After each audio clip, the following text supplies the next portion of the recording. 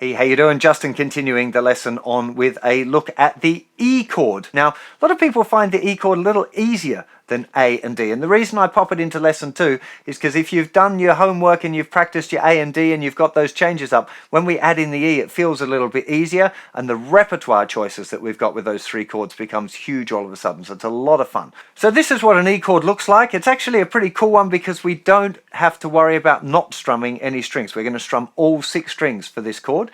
Now, as usual, we're going to start with the first finger. First finger is going to go down right next to the fret in the first fret on the 3rd string. So 1, 2, 3 in the first fret. Then we're going to put second finger down right up next to the fret again, but not right on it for reasons you're going to see in a second, but a tiny little bit back.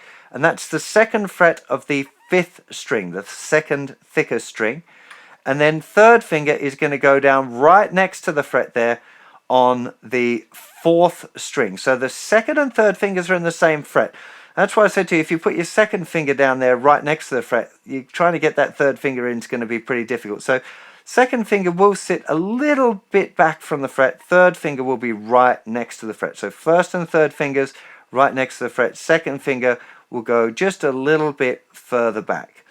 Now the key thing here, again, when you're learning your new chords, is the strum, pick out, strum. So we start off by giving it a strum, then we pick out the notes one at a time, and then we strum it again. Now, when I was learning this stuff, I found it really difficult to use a pick for picking the notes out one at a time, so don't be upset if you're going to use your thumb.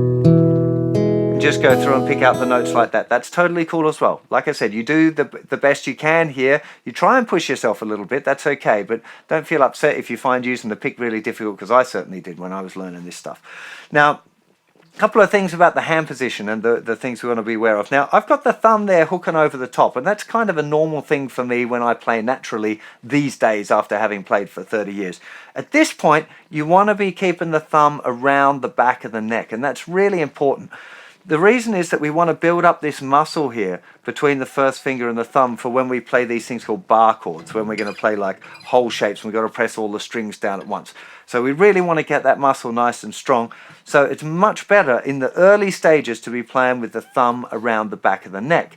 Now, exactly where it goes will depend on your anatomy, because everyone's got a different shaped thumb and it sits in a different place. So it should generally be speaking behind the fingers in the top half of the neck of the guitar, okay, roughly. It's not exact, so because like I said, everyone's slightly different. For some people the thumb kind of points a little bit more toward the headstock. For some people it points a little bit toward your face. Other people it's straight up. You've got to find the place where it feels comfortable for you, where you feel like you can get good pressure on the fingers. Okay, so don't be stressed about like, where's my thumb going? It's going to be different for everyone. Just don't worry about it, okay? So it's a really important little part of the piece of the puzzle that you need to figure out kind of on your own, really. So, first thing, the thicker string. When you play that one, if it's dead like this, it's the 2nd finger's up too far and is touching that string. So just bring it back down so you've got that open string ringing nice and clear.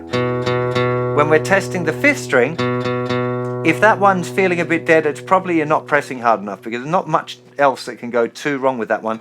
If you're really far back, you'll probably get this sort of sound. So you want to bring it up as far forward as you can, and then just don't press too hard. Okay, we're not into pressing really hard all the time. We want to press as lightly as we can while still getting a good note. Okay, the still getting a good note as lightly as you can. Really, really important.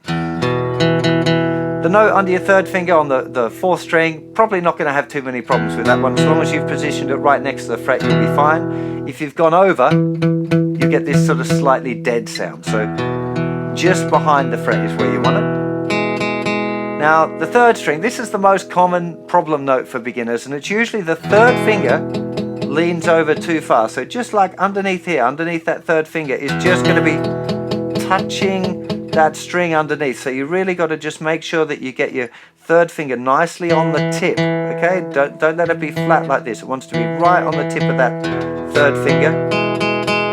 As long as you've done that, you should find that note's okay, because the 1st finger note, there's not too many other obstructions there other than that 3rd finger ringing down. When we go to test the 2nd string, if that's not ringing out, it's almost certainly going to be first finger. So the first finger's laying a little bit too flat again. You just want to get it right up on the tip. And if the thinner string's ringing out, it's probably this part of your hand, the underneath of your second or first finger is going to be touching there. So you just need to bring this part, like kind of your knuckles forward a little bit. Generally you want to have a little bit of space in here, not like, I can't quite get my finger right the way through there. It's just a little space, but basically this part of your hand shouldn't be touching on the fretboard. It should just be a little gap there. Not like right on it, not like right far away. You're just trying to, a few millimeters, It doesn't have to be much, just so it's not touching. So when you're practicing your chord now, for your chord practice, you're going to strum, you're going to pick the notes out one at a time, and strum again. For most people when they start, it'll probably sound like this. And then you have to go through and third finger up and first finger up.